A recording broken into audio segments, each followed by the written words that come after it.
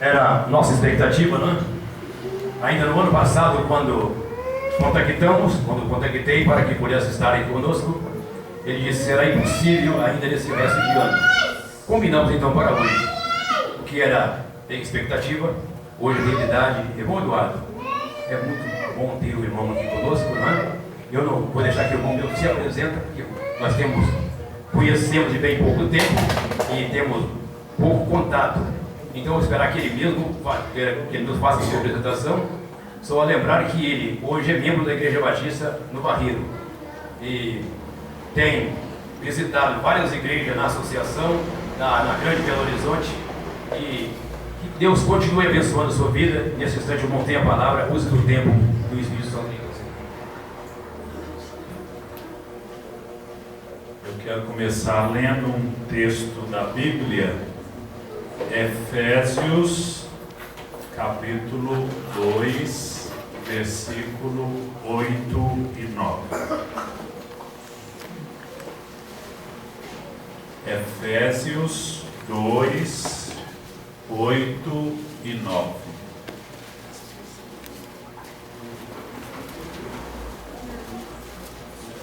É um texto muito conhecido de quem é cristão. E é um texto pouco conhecido por quem não é cristão. Diz assim: porque pela graça sois salvos, por meio da fé. E isto não vem de vós, é dom de Deus.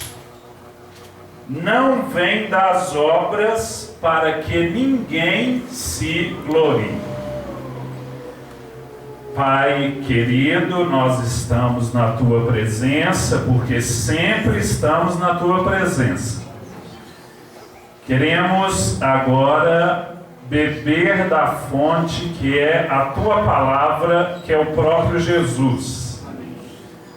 Dá-nos o entendimento necessário, ó Pai, para que consigamos adentrar nesse território sagrado que é a palavra, nesses versículos que nós ouvimos e proclamamos. Que nós possamos todos compreender, ó Pai, do fundo de nossos corações o que isso significa, a chave da nossa salvação.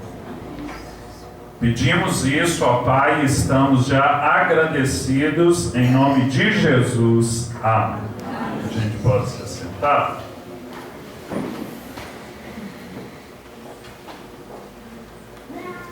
Eu não entendia esse texto, embora muitas vezes na minha vida eu tivesse lido esse texto.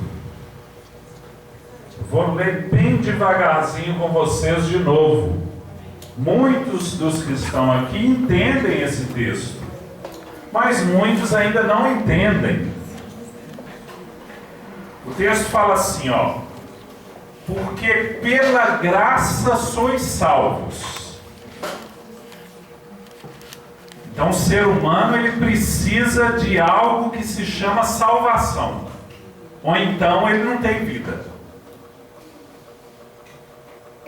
A gente pode passar a vida inteira aí buscando isso ou aquilo, batendo cabeça aqui e lá, colocando coração, pensamento, sentimento, desejo e muitas coisas, até que seja salvo. Porque enquanto não for salvo, vai perder tempo, vai fazer tudo na vida e vai dar em nada, e não vai conseguir aquela alegria de que a Bíblia nos fala. Então diz assim, ó: porque pela graça sois salvos. Esse homem, essa mulher que precisa de algo que se chama salvação, vai conseguir isso pela graça. É algo de Deus, é algo que tem a ver com Deus. Não é algo que tem a ver com nada desse mundo, nada material, nada. Pela graça sois salvos, por meio da fé. Qual que é a mediação? O meio, o único meio para o ser humano, para o homem e para a mulher conseguir receber essa graça de Deus que salva. Qual que é o meio, a mediação? Só tem um meio, a fé. A fé em quê? A fé naquilo que Jesus fez por mim e por você lá na cruz. A fé nisso. Então o esquema é assim, ó. Eu preciso ser salvo para ter vida. Porque senão tudo que eu tiver nessa vida aqui não vai ser vida, não. Eu preciso ser salvo. O que que me salva? A graça é uma coisa que tem a ver e que é de Deus. Agora, qual que é a mediação, o meio, o único meio que eu tenho para conseguir acolher isso que Deus quer me dar? Isso se chama fé. É isso que está falando aqui, né? Isto não vem de vós.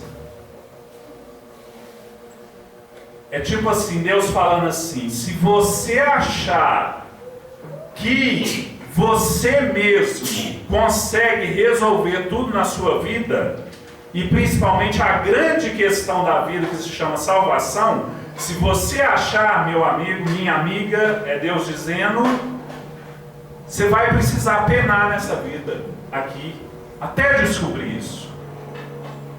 Até descobrir que não vem de vós, é dom de Deus, é Deus que dá, é que faz acontecer esse algo que transforma o coração humano.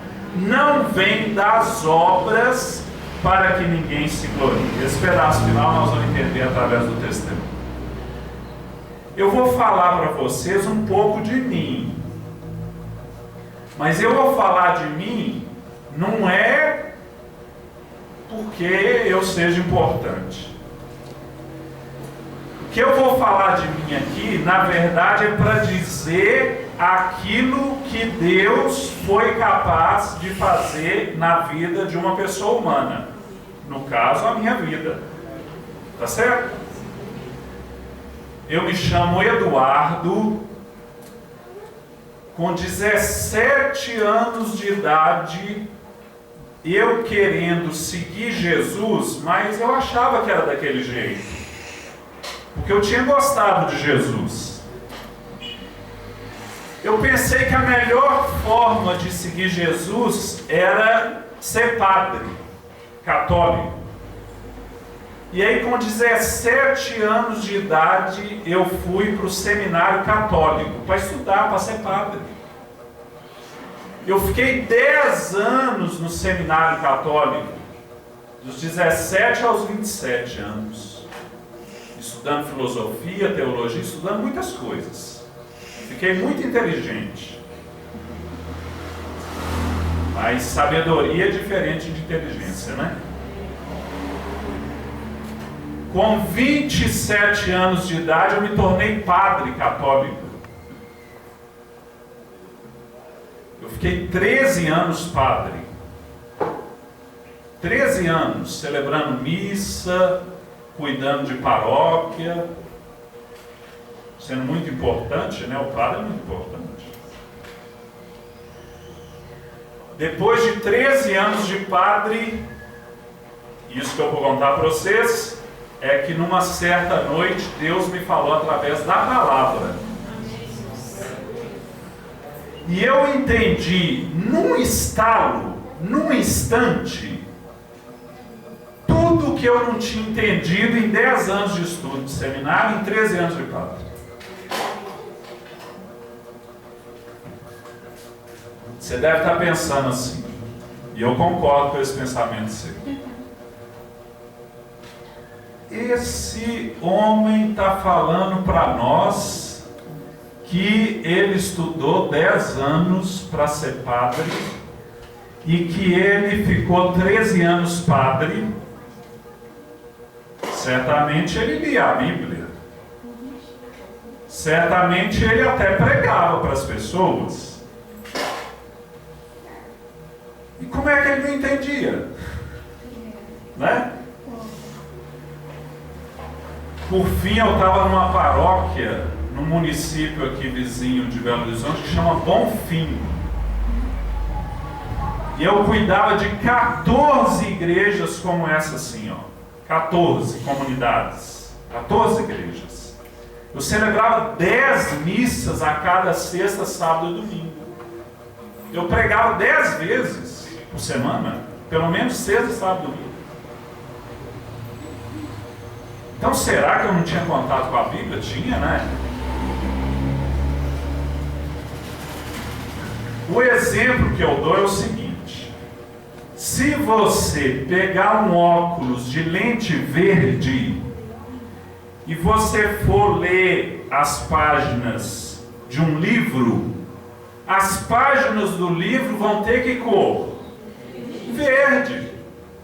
Aí você fala para a pessoa assim: não, a página não é verde não, é branca. Aí a pessoa fala assim: não, é verde. Por que é verde para ela? Porque ela está usando um óculos que tem lente verde. Isso é só uma comparação. Eu, como padre, e os católicos todos que a gente conhece, eu lia a Bíblia com uma visão que se chama tradição. O que é essa tal de tradição? São os ensinamentos dos papas e dos concílios. São ensinamentos de homens. Então o que acontecia comigo? Veja só, comigo. Eu lia aqui a Bíblia, só que o que eu lia tinha que encaixar naquilo que estava na minha mente e que eram ensinamentos humanos, que eu tinha aprendido 10 anos no seminário. Então acaba que eu lia esse texto e não entendia, né? Eu não entendia. Porque pela graça sois salvos por meio da fé. Isto não vem de vós, é dom de Deus, não vem das obras para que ninguém se glorie. Eu não entendia nada. Eu não entendia nada. Você vai ver como é que eu não entendi. Segunda coisa que eu quero te falar, segunda coisa. Olha, quando Jesus morreu, está lá no Evangelho, o véu do templo se rasgou de alto a baixo. Lá no templo, o lugar onde se adorava a Deus, tinha uma cortina, sabe? Que separava a pessoa de Deus. Aí para a pessoa chegar a Deus, precisava do sacerdote, precisava de rituais, precisava de um monte de coisas. Só que quando Jesus morreu na cruz, aquela cortina, ela se rasgou de alto a baixo. Não foi de baixo para cima não, foi de cima para baixo. Para nos dar a certeza de que Deus é que estava rompendo uma separação que havia entre ele e os homens. Pois eu achava que tinha essa cortina. Aí eu pensava assim, ó, para eu chegar a Deus, e isso é a doutrina católica, precisa de um tanto de mediações. Aqui falou que a mediação é qual mesmo? A fé. Pois eu achava que tinha um tanto de mediações. Uma das mediações, sabe qual que era? A missa, a hóstia consagrada. A hóstia. Eu achava que para eu chegar perto de Deus, eu precisava da hóstia. E para precisar da hóstia, tem que precisar do padre, tem que precisar do bispo, tem que precisar do papa, aí precisa de um monte de coisa.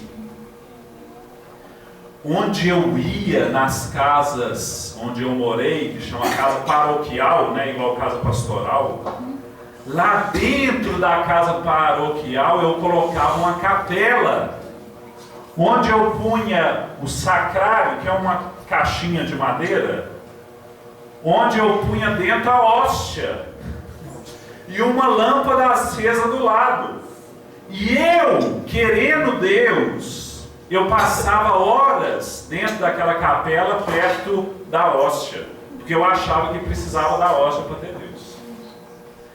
E desde aquela época eu me perguntava assim, olha, já tinha uma questão na minha cabeça. Engraçado, os meus superiores, estão entendendo quem, né? Os meus superiores, que dizem crer nisso também, eles não ficam tanto tempo lá do lado do Cristo. E eu achava aquilo bastante estranho. Porque se acreditava que ficar perto da hóstia era ficar mais perto de Deus, era para ficar perto da hóstia, né? Terceira e última coisa que eu quero falar dessa frase. É pela graça que sois salvos por meio da fé. E isto não vem de vós, é dom de Deus. Não vem das obras para que ninguém se glorie. Meus irmãos, preste atenção. A grandíssima diferença entre o Evangelho e o que não é Evangelho, entre o que é o que Jesus disse e aquilo que não é o que Jesus disse, ou então dizendo assim, entre os cristãos verdadeiros e aqueles que se dizem cristãos, mas não são cristãos, porque eu vou te dar um dado. No mundo, de cada 3 pessoas, uma é cristã, ou uma se diz cristã. Para ficar mais fácil, de cada 6 pessoas no mundo, 2 se dizem cristãs. 2 de cada 6 no mundo. Só que uma dessas 2 é católica. Você está entendendo? Metade dos que se dizem cristãos no mundo são católicos. A outra metade são cristãos. A pessoa que se diz católica, ela está achando que ela é cristã. Eu achava que eu era cristão. Só que eu vou te mostrar por que não é. A fé católica ensina que a salvação é por fé e obras. O mais importante que diferencia os cristãos dos católicos não é nem tanto a questão da imagem, é também dos sacramentos, mas a questão de fundo é se achar lá que o ser humano tem que fazer alguma coisa, veja que absurdo, para completar aquilo que Cristo fez por mim na cruz. Ou seja, se eu tenho que fazer algo, aí eu tenho que comungar, eu tenho que confessar com o padre, eu tenho que fazer novena, eu tenho que seguir a procissão, eu tenho que venerar a imagem, está entendendo? Aí entra tudo. Por quê? Porque se acha que a salvação é por fé e obras. Eu tenho descoberto que meu coração era sincero, eu vou te mostrar por quê. Eu pensava assim, porque eu cria que a salvação era por fé e obras. Aí eu pensava assim, meu Deus, eu sou padre, eu estou ensinando o evangelho para as pessoas. Olha o que eu pensava. As pessoas, elas vão até se salvar, mas eu vou para o inferno. Por que, Deus? Porque eu sei, eu me conheço, que eu não consigo fazer as obras que deveriam ser feitas para ser salvo. Olha que sofrimento. Meus irmãos, os nossos irmãos católicos, ou eles são profundamente dedicados e angustiados, ou eles não estão nem aí e têm as alegrias da vida do mundo. Está entendendo? Só tem 2 tipos de católicos. ou a pessoa é dedicada e por isso ela está sofrendo, vocês não têm noção do tanto. Ou então, ela não está nem aí. E vive aquela coisa lá de fachada no ritual, no rito, e acha que ganhou o céu por causa daquilo, e vive as alegrias do mundo.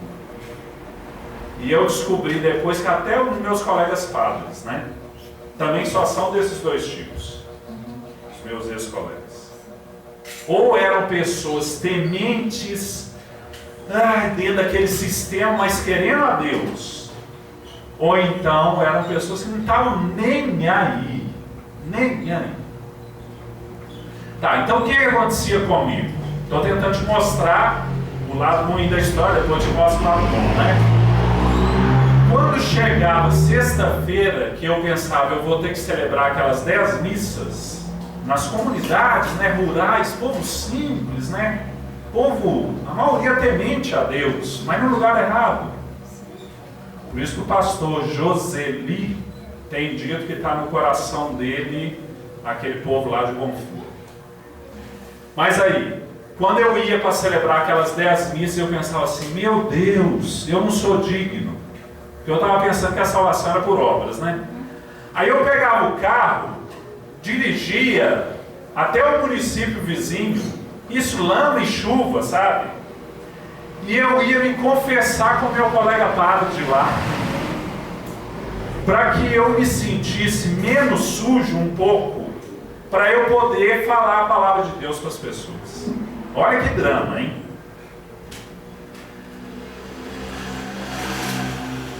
O sistema católico, ele funciona por conta de uma verdade que não é verdade bíblica. Então, por isso é mentira. De que nós devemos rezar pelos mortos. De que quando a pessoa morre, isso não é bíblico, é mentira, mas está introjetado na mente de toda pessoa que nasce no Brasil, porque o Brasil é de cultura católica. Está na mente, a gente tem que tirar lá, ou pedir a Deus que tire. Quando a pessoa morre, em geral, diz essa mentira, essa pessoa vai para o purgatório. E ai dessa pessoa se não tiver gente aqui nessa terra rezando por ela e mandando o padre celebrar muita missa para ela. Essa pessoa vai ficar séculos no purgatório até se livrar de lá. Por isso que eu tinha que celebrar a missa quando a pessoa morria, de 7º dia, de 30º dia, de 2 meses, de 3 meses, e assim vai, para o nome daquela alma. Porque a pessoa acha que o que vai salvar aquela pessoa é a missa, é a hóstia. Não é o que Jesus fez por ela já, se ela teve fé. Pois bem. Então, o caso era esse. Agora vem a parte boa. O que me aconteceu? Você já sentiu que eu era uma pessoa angustiada, né? Eu era uma pessoa angustiada. Eu não tinha paz, não, hein?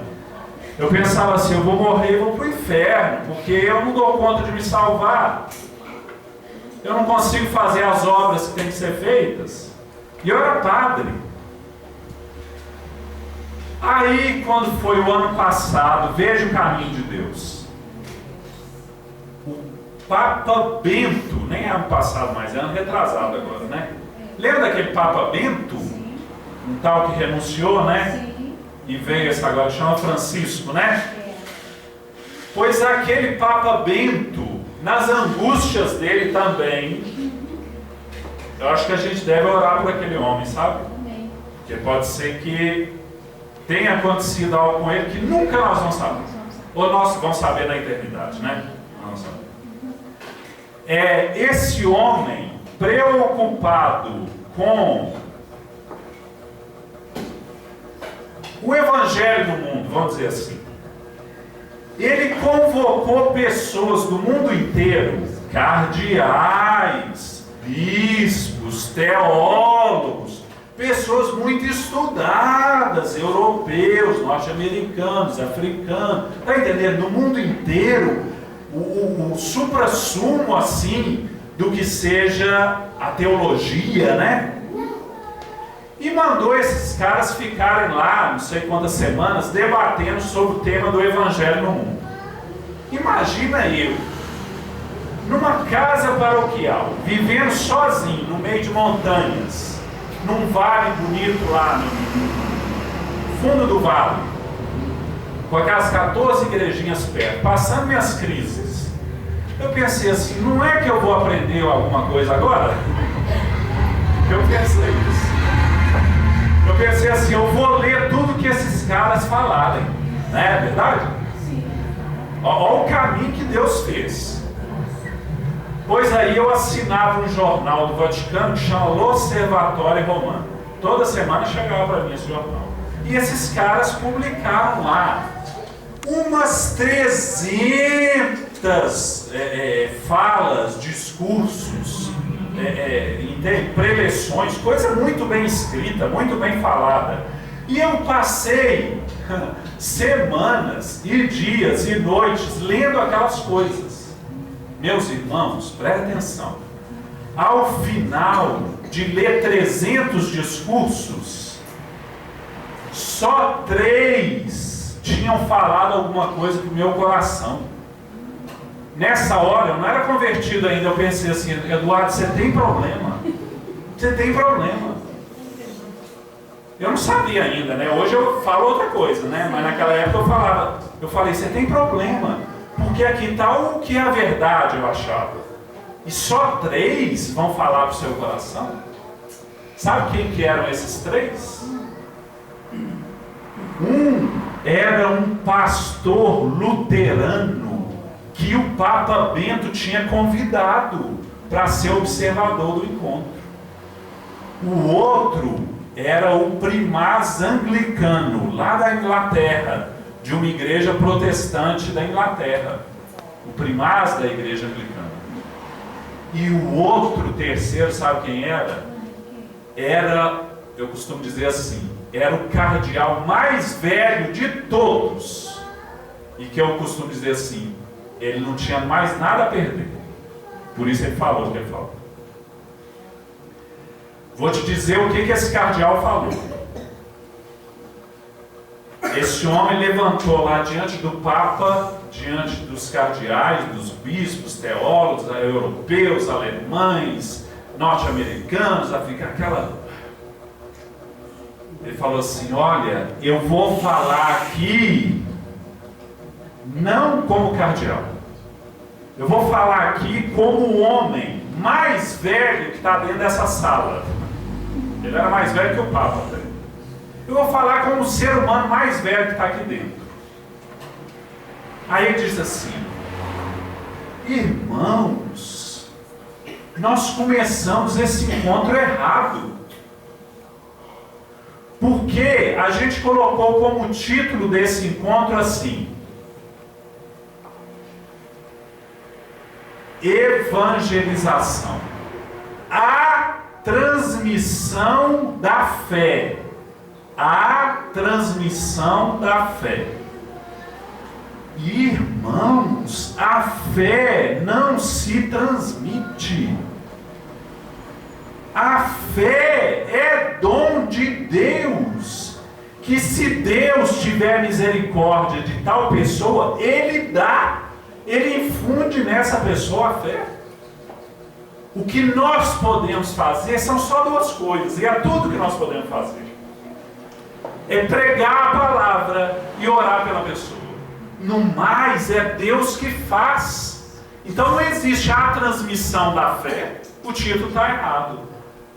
Meus irmãos, quando eu li esse negócio, e eu vi os outros 2, o luterano e o anglicano, dizendo de uma coisa que chama justificação pela fé, e eu fui abrir a Bíblia em Romanos 1,17, que diz só assim, ó, o justo viverá pela fé. Vou dizer isso de outro jeito, quer ver? A pessoa se torna justa diante de Deus, e por isso não tem mais nada a temer no mundo, e por isso está salva, e por isso não precisa de mais obra nenhuma. É por meio da fé É só a fé.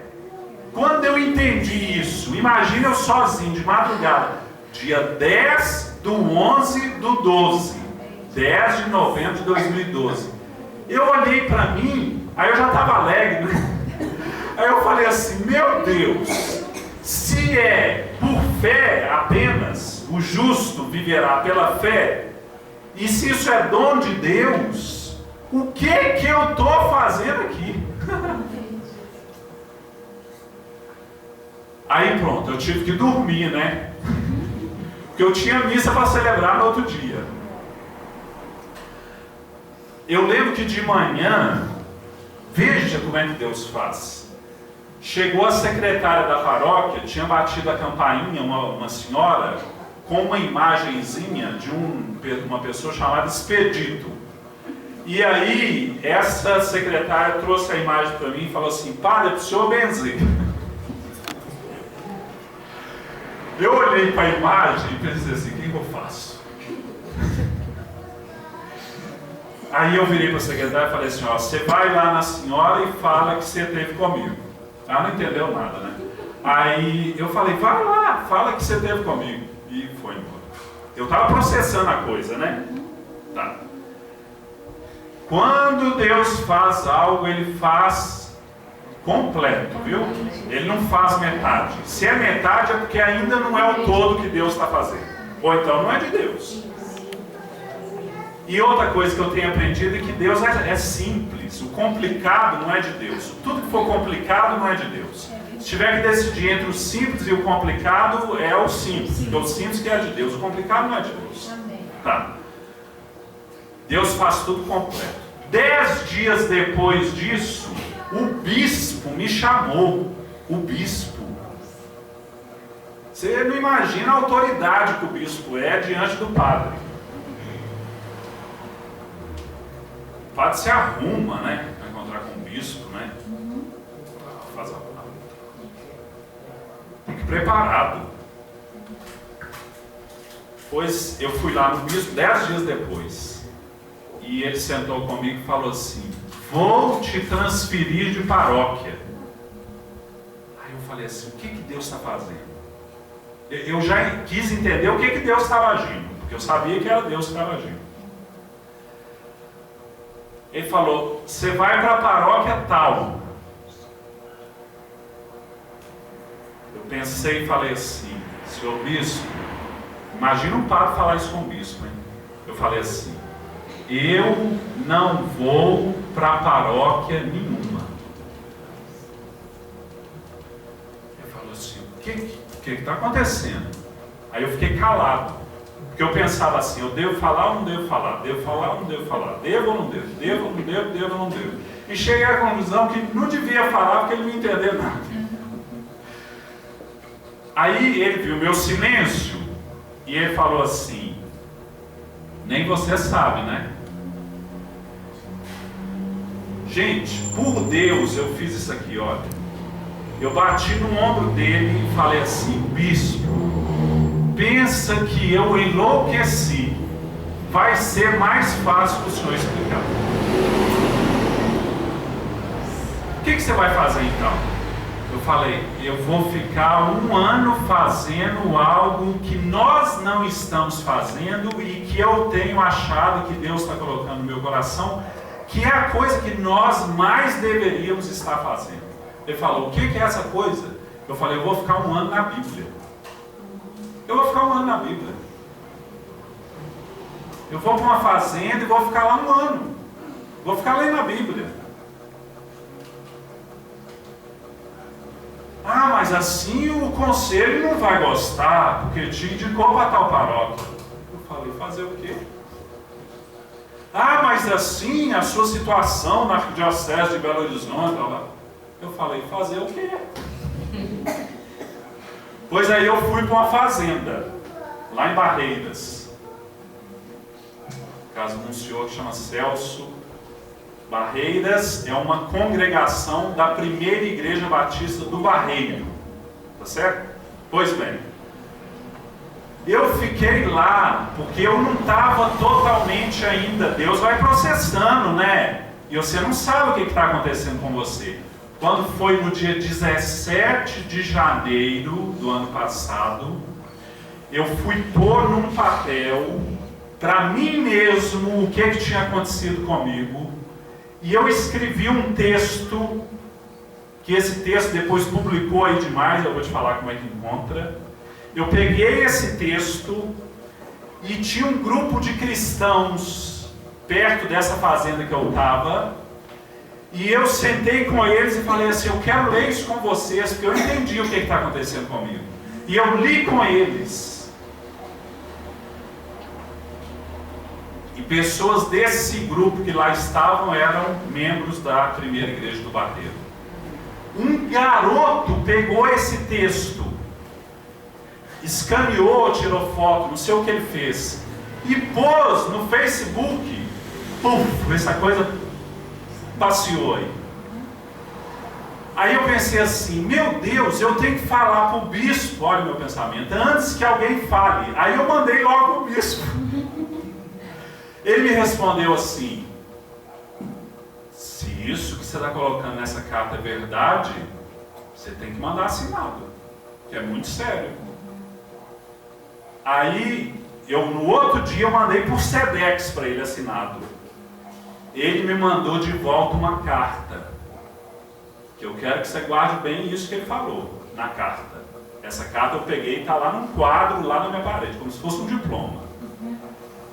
Ele diz que eu ficaria suspenso das ordens sacras, ou seja, e falando em miúdos, estava excomungando, vamos falar assim, né? Mas o que eu quero que você entenda é isso aqui. Sabe qual o motivo que ele deu? O motivo está lá na carta, o motivo pelo qual eu deveria ser excomungado e na visão deles ir para o inferno agora? Por você ter afirmado que a salvação é pela fé somente, sem o auxílio de obras. Pois nós não lemos aqui? É pela graça que sois salvos por meio da fé, e isso não vem de vós, é dom de Deus, não vem das obras para que ninguém se glorie. Nessa hora eu fiquei triste por ele, né? Porque é uma pessoa que está na escuridão. Eu fiquei triste por mim mesmo. E eu fiquei triste por tanta gente, metade dos que se dizem cristãos no mundo e no Brasil, que pensam dessa forma, não é? Essa tal carta, a minha, hoje, se você entrar no Google, conhece o Google, né? Quem não conhece o Google? Conhece o Google? Se você bater no Google assim, ó, porque não sou mais um padre católico. Se você colocar no Google, porque, só que eu acho que porque lá está junto. Porque não sou mais um padre católico. O primeiro documento que abri é essa minha carta. É uma página só, mas é uma bomba. No sentido bom, né? Dizendo o que são os pontos de fato que diferem a nossa fé do Evangelho, do Novo Testamento, da Bíblia, do que não seja isso. Para terminar, eu quero dizer assim. Naquela noite eu pensei assim, meu Deus, eu preciso de uma igreja. E eu não posso errar. Qual que é a igreja? Aí Deus falou para mim assim, o critério, pôs no coração, né? O critério é aquela que for baseada só na Bíblia. Mas por onde que eu vou começar? Eu só tinha ouvido falar de evangélicos. Eu nunca tinha participado de um culto na minha vida. Nunca na minha vida. Eu só tinha entrado uma vez, posto o pé dentro da igreja, essa congregação lá de Barreiras. Entrei assim, olhei, não tinha nada, né? Eu falei, não é engraçado, não tem nada. Hoje eu sei que tem tudo, né? Na época eu achava que não tinha nada. Então eu vou começar por esses, batistas, vou começar por eles. Pois aí eu achei lá na internet, isso tudo sozinho, gente, lá no interior, numa casa paroquial, eu achei uma tal de declaração doutrinária. E eu fui lendo aquilo tudo ali, ó, sozinho. É um texto assim de 5 linhas com as 50 citações bíblicas. Aí eu fui conferindo uma por uma. Chegou no final, eu falei, pronto, já sei qual igreja que é. Né? Por isso que nós somos batistas. Se você não sabe, um dia aí na história, os batistas foram chamados, sabe de quê? O povo do livro. Do livro. É verdade. Porque é o que está aqui, ó. É o que está aqui. Lá nesse lugarejo eu termino, eu convertido, né, nessa fazenda com a minha Bíblia. Aí um senhor chamado Domingos, um homem que morreu há pouco, mas que as pessoas só descobriram ele na morte, quem que ele era, sabe? Esse tipo de gente muito de Deus, né? Ele, na simplicidade dele, chegou para mim um dia, eu com a Bíblia assim, e ele falou comigo assim: oi, irmão Eduardo, essa aí é a melhor religião que Deus deixou para nós. Do jeito simples dele, né? Querendo dizer, ó, quer buscar algo na vida? Você está buscando algo? Ó, se você não está buscando, eu acho que você já está com problema, né? O real problema é você achar que a sua vida está tudo bem sem fé. É você achar que você pode viver uma vida sem fé e que vai dar tudo certo. Vai dar tudo errado, vai dar tudo errado. Você pode ter tudo, que vai dar tudo errado.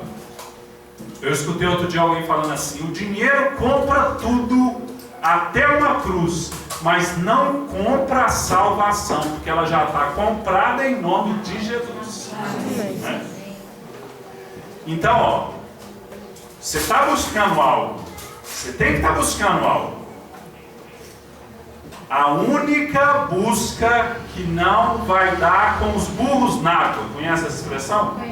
A única busca que vai dar certo é a busca que for na religião certa. Qual que é a religião certa? É a Bíblia. É a Bíblia. É a Bíblia. Por que nós somos batistas? Porque os batistas pregam só o que está na Bíblia. É isso aqui que é a palavra de Deus. É isso que Deus fala. Deus fala através da Bíblia. Tá, o que está acontecendo comigo hoje? Eu tenho escutado de Deus que Ele quer que eu seja pastor. E eu estou fazendo 2 anos de uma coisa que se chama convalidação em teologia, para ajeitar a minha teologia que eu tinha feito no modo agora bíblico. E daqui a 2 anos, se alguma igreja me quiser, né? Vai pedir a ordenação e tal, né? Isso concílio e tal. Pois bem, isso eu tenho feito. Eu sou membro da primeira igreja batista do Barreiro. Por que eu estou lá na primeira igreja batista do Barreiro? Por causa daquela congregação lá, que eu conhecia lá em Barreiras, que é um povoado de Bonfim. E eu estou morando, fisicamente morando, onde o pastor foi pastor antes, né? Lá no Tirol. Tem a igreja lá, e no fundo tem o que era a antiga igreja. É um telhadinho assim, ó. Pois ali que Deus me deu de casa, né? E eu estou morando dentro de uma antiga igreja. Para ir no que é a cozinha hoje, eu tenho que subir assim como é que chama isso aqui? Degrau. O degrau. Que seria o quê? O altar, né? Tá certo? Certo. Então você entendeu. Tá bom. Tá certo? Já apresentei, né? Contei minha história, né? A salvação é por graça, por meio da fé. Se você não entende isso, os que são militantes, se você não entende, peça a Deus de hoje até o fim da sua vida, de joelho, peça a Deus que você entenda o que seja isso. Porque quem entender isso tem a vida eterna. Tem a vida eterna. E a vida está ganha. Pode vir doença, pode vir desemprego, pode vir o que quiser. A vida está ganha. Se você entender isso, a vida está ganha. Se você não entende isso ainda, você vai gastar suas energias na vida com pequenas coisas. Com o ônibus que você perdeu, com o pneu que furou, com o emprego que você está gostando. Você vai destruindo a sua vida com angústias que não valem a pena destruir a vida com elas. Amém? Amém. Louvado seja Deus. Obrigado, ó Pai, por tudo que aqui escutamos, que é a Tua palavra em nós, que possa servir, ó Pai, para aquelas pessoas que ainda necessitam de escutar o Teu chamado, para que possam de fato ter a vida, essa vida que só se encontra escondida com Cristo em Deus. Agradecemos em nome de Jesus. Amém.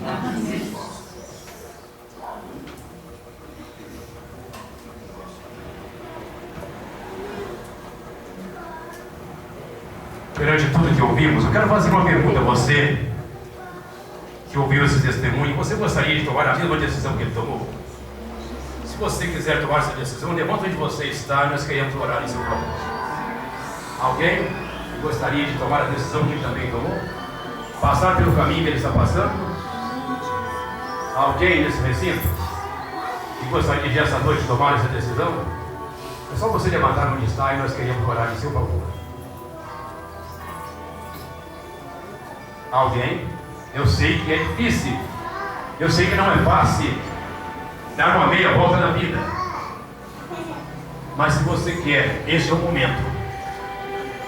A mensagem foi clara, tudo foi claro, depende do seu entendimento e da sua necessidade de Deus na sua vida.